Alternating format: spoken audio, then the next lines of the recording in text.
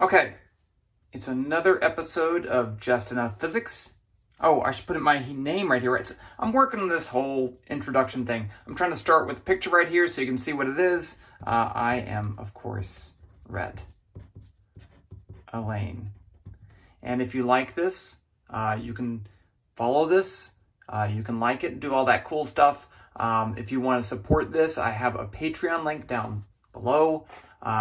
That's awesome too. My goal is to work through the introductory physics course with short lectures. So we're in chapter 1. You could call this chapter 1 on kinematics. So all I've done is describe the position of an object that moves with constant velocity. And we've done the definition of that. We've done the definition of average velocity. I did an example with the 2 trains. And now I'm going to do another example that's even more awesome. Okay, so let's start with the question. I already wrote this down to save a little bit of time. Okay, so here is a car moving with a velocity of 0.45 meters per second. It starts at x equals 0 meters at a time of t equals 0 seconds. So the question is, where will it be at 1.5 seconds? So this is the x position function where the time is 1.5. So you could write it that way. Okay, let's use our definition of average velocity first and solve this, and then we're going to do it a different way. So if I start with V average is the change in x over the change in time. That's how we define average velocity from before. And now I can write that as x, let's call it x2 minus x0. I'm just calling it, I should call it x something else, but that's fine. It's some other later x over the change in time. That's what the change in position means. So now I'm going to multiply both sides by delta t, and I get V average delta t equals x2 minus x0. So of course, right here, the delta t over delta t canceled. Right here, it didn't. Now, and I do like to point out that this is different than saying, oh, move that to the other side. That's what it looks like, but your algebra is doing things to both sides of the equation to make it equal. Okay, that's the key. Now I can add x0 to both sides, and I get x2 equals x0 plus V average delta t. And now I can put in my numbers here. Of course, the average velocity doesn't change. It's just this 0.45. So I say this is going to be 0 meters plus 0.45 meters per second times the change in time of 1.5 seconds minus 0 seconds. And if you do that, and you put that in your calculator, you get 0.675 meters. That is where it will end up at 1.5 seconds. Yay.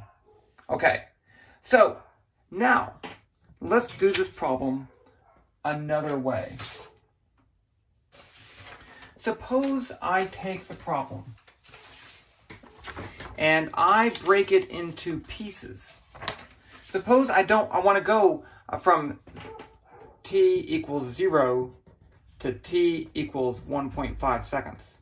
Okay, but I don't want to do one giant step. Instead, I'm going to do time steps of 0.25 seconds.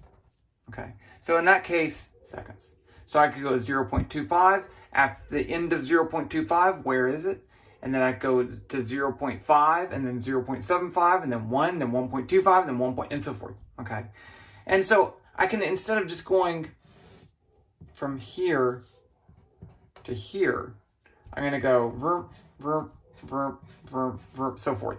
Okay, and then this is where it's going to break into pieces, and you think, why the heck would you do that? And that's a great question. And there is no reason at this point other than it's cool, and then later you'll see, wow, that's awesome. Okay, so how about we do this? I made a little table here for you. So what I want to do is to start, I want to find the time, the change in time, and the position at the end of that time. Oh, this is at time 0. It is at time 0, it's 0 meters. We already know that. And the time step is 0.25. And all of these are 0.25, right? 0.25, 0.25, 0.25, 0.25, 0.25. Let's put it there just for fun. Okay, now let's find out the time. What's the next time going to be? Well, if I want to find the next time, it's just going to be this time plus the time step. So it's going to be 0.25. What about the next one? It's going to be, well, this time plus the time step.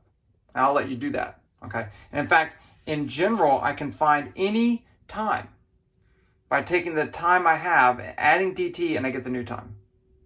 Okay, we'll call this time update.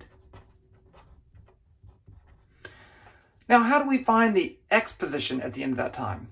So if I know this, I'll call this x0, x1, x2, okay? So I know x0. I can find x1 using that definition of average velocity.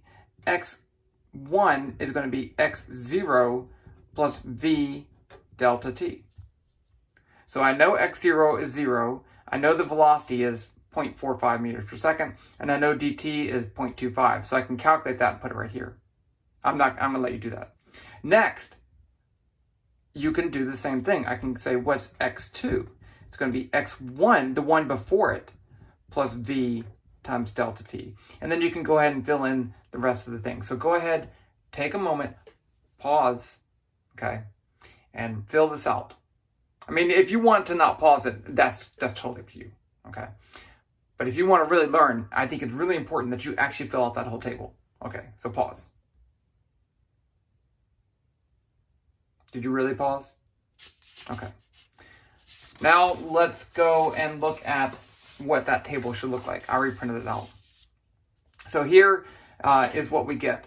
So we already had that value. The times are pretty easy, okay? But you'll notice here I have, instead of just one step, I have, like we did before, going from 0 to 1.5, I have 0, I have then 1, 2, 3, 4, 5, 6 steps instead of 1. All the DTs are the same.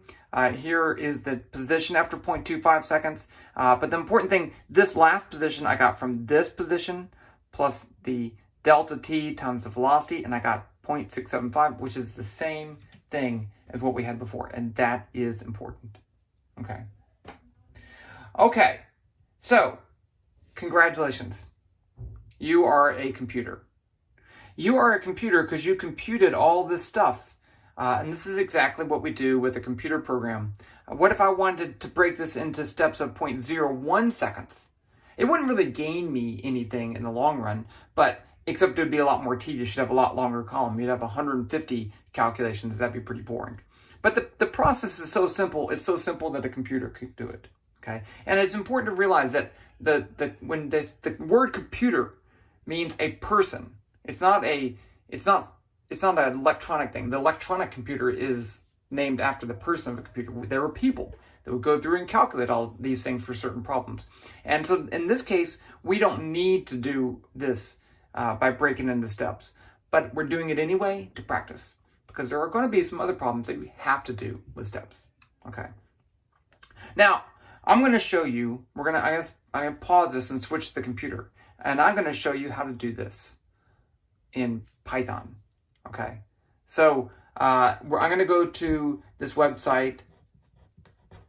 I'll put a link below. Trinket.io. It's free, and it has Python built in. And we can write some Python code and run it in a web page. It even works on your phone. Okay, so I'm going to go over there, and I'll see you in just a second. So I have gone to the site Trinket. I'm actually logged in, but you don't have to log in. Okay, and so I'm going to go up here to my name. I'm going to click this. I'm going to say new Trinket. Now you'll see here there's a whole bunch of things because Trinket is that awesome. I'm going to go to GlowScript. It doesn't really matter right now, but GlowScript is a version of Python that has some extra stuff built in there. So let's just do that. Now right away you're going to have two options. You can do this by dragging blocks around, but I'm going to do Python right here. Okay, and let's go ahead and name this as constant velocity and save it. But you don't have to save it. Okay, it doesn't matter. Now, oops. Okay, so let's just do the first thing. Let's just say what we had before. We had x equals 0, t equals 0, v equals 0.45, and dt equals 0.25. And that's all. Okay, now I'm going to run it. You can save it if you want, but it doesn't really matter. And now I'm going to run it. Nothing happened. Nothing happened because I never told the computer to do anything. Okay, so let's just do this. Let's just say print x 0. So what it did is I made this variable here called x, and I assigned it to the value 0, and then I printed it. That was all I did. Now you say, oh, but units are so important. Let's put 0 meters, and now let's run it. And you'll see down here, error. Because now I put this as something that the program doesn't understand. When we talk about calculating things by breaking into small pieces, this is called a numerical calculation. Numerical means numbers, okay? So we don't really have units. It's just about the numbers. The units are important, but the units are your job, the human's job. The units are not the job of the computer program. Okay, so yes, there are ways you could handle units, but we're not going to do that. And in fact, if you're really concerned, I could do something like this. So if I put the number sign and then anything after that, it's a comment and ignores it. So that way, when I look at the code, I can see that that's in meters, but that's not super important. Okay, so now how do I find out where it's going to be at t equals 1.5? Well, I could do this. Watch this. X equals x plus v times dt. Print x. And there you go. That's that first value that we had in that column. Now I could do it. Well, now let me point out a couple important things right here. Number one, this may look weird. You may say, oh, look, you have x, and you have x, and the x's cancel. So you really have 0 equals v dt, which is not true. So I don't know what's going on. This is not an algebraic equation. The equal sign in Python means make equal to. It does not mean the algebraic equal. Okay, so this says make this. This says take the x value,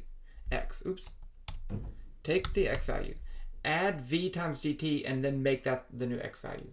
So that's really helpful for us. We don't have to worry about all these subscripts and stuff. We can just say x, and x can change, and that's cool. Okay, so then I need to do it again. Actually, let's do this. Let's put this after here. And then let's print x again. And there's the next column. And then I can keep doing that. And I can even do this. If I really wanted to, I could say x, I could say quote x equals, comma, and then I could be really fancy, but you don't have to. I can do that down here. X equals, comma. Now run it. It'll look fancy. So I can put strings in here and then it'll just put it all together, and that's super fancy. Okay, so I could keep doing this until t is equal to 1.5. And in this case, that would be no problem. But here is another way we can do that. I'm going to say while t less than 1.5 do. So this is a loop. This tells the computer to do everything that's tab indented below the while statement until the time variable is equal to or greater than 1.5. So I'm going to do x equals x plus v times dt. I'm going to say t equals t plus dt, and that's it. And then at the end, I'm going to put print x equals x meters. And let's run it. Oh, wait, what happened? Why did I get a different answer? T dt while t is 1.5. This is what I had, right? I'm looking at my notes because I just did the problem. 0.45 while t is 1 point less than or equal to. Is that right? Doesn't make any sense.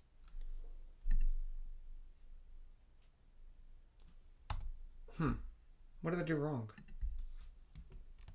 T is 0.25. I feel really dumb. But that's okay. Let me tell you. It's okay to make mistakes. Okay. So while t is less than 1.5, let's just do this. Let's print out x and t each time we calculate it and see what happens. This is a great... Oh, it did... Okay. What it did was it did one more step. That was the problem. while t is less than 1.5.